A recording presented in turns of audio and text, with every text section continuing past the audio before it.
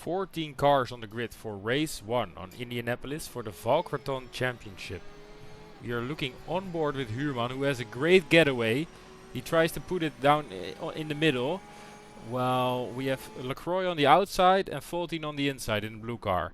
And Lacroix gets a great run through turn 1, and 14 seems to struggle. 14 falls behind. Oh, and there's contact. There's contact between 14 and Ray.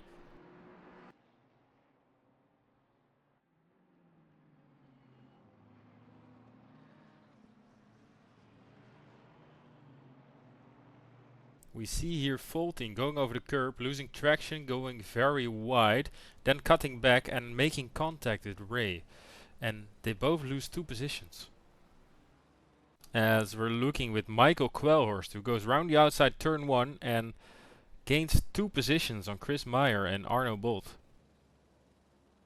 Arno Bolt on the inside of Ray, trying to make an overtake. He goes very sharp through the turn, and oh, he didn't have enough grip. He makes contact and goes in the wall.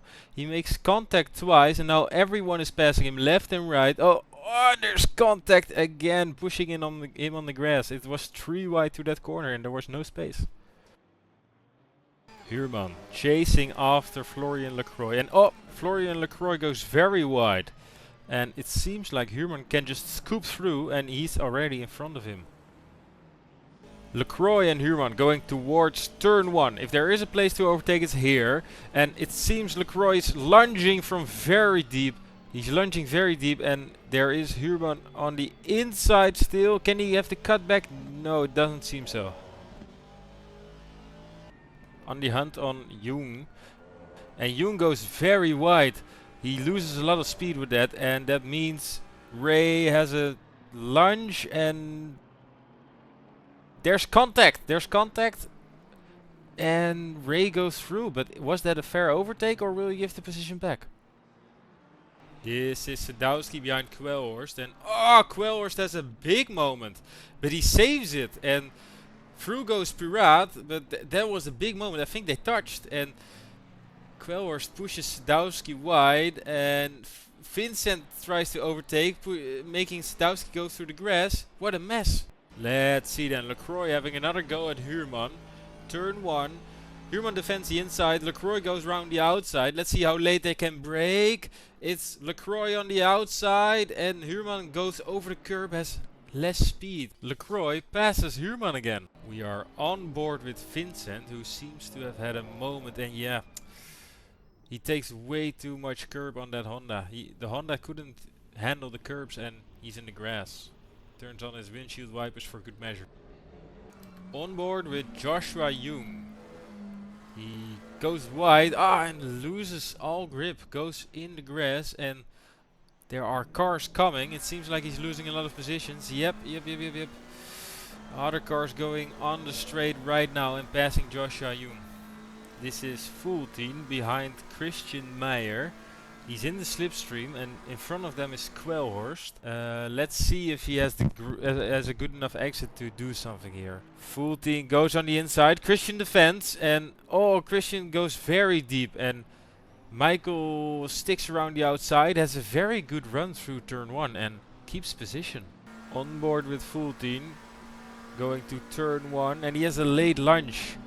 A very late lunge, and he doesn't make the corner. Oh no. There's runoff here, but there's also a wall, so he needs to take a very awkward line, and I think he lost a lot of positions here. Arno Bolt on the oval part of the track, going towards turn 12. And we see Gijs Schone going very wide, losing speed, so this is an opportunity for Bolt, who goes on the inside. There's contact, and there's someone on the left side of the road. This is a replay of how that happened. We are watching with Jung, who goes on the inside of Christian Meyer, and they touch. They touch, and Jung loses it, and seems to lose a lot of positions because of it. On board with Fultin, who is in turn 12. Gijs goes wide in front of him, which gives him an opportunity to overtake.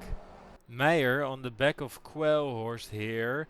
Ooh, and they touch. I wonder if there was a bit of alternative braking going on here, but Quellhorst loses it loses it completely and loses 2 positions. And here's Meyer. Meyer loses it himself, and he seems to be stuck in the grass. This is a race ender for him. On board with Sadowski, who is going towards turn 1 behind Yusumame. Yusumame on the inside, Sadowski on the outside. It's the battle of the late breakers. Ooh, who gets the better traction? They're still side by side. Oh, and there's contact. And 116 is going to capitalize on it, it seems. Yes, Huurman is through. Sadowski goes wide and Huurman gets another position. Going down to the next corner. Is there a dive on the inside then? Yes, a little, but he can't make it stick, it seems. On board with Sadowski again. Going towards turn 1. He's behind Usumame, who's on the inside. He's going to the outside again. It's a repeat of moves. Who's going to break later? Ooh, they almost touch. It's so close. And a wheel bang again on the same position on the race. And again, Usumame has trouble because he almost gets overtaken. But this time he keeps his position. And then we are looking with Pirat, who is on the back of this pack, fighting for second position. Ooh, Ray loses grip, but Pirat, he cannot make it stick around the outside, and he loses time, falls back again. So Mane on the last lap dives on the inside of Sadowski, and they touch, and Usemane loses traction because of that. And Sadowski seems to lose less traction, so he's a better speed, and it seems like Sadowski will finish in front of him. And then it's Huurman in second position, and there seems to be only 2.5 seconds between P2 and P6, while Florian Lacroix finished 16 seconds in front of them. He had a mega performance and a deserved win.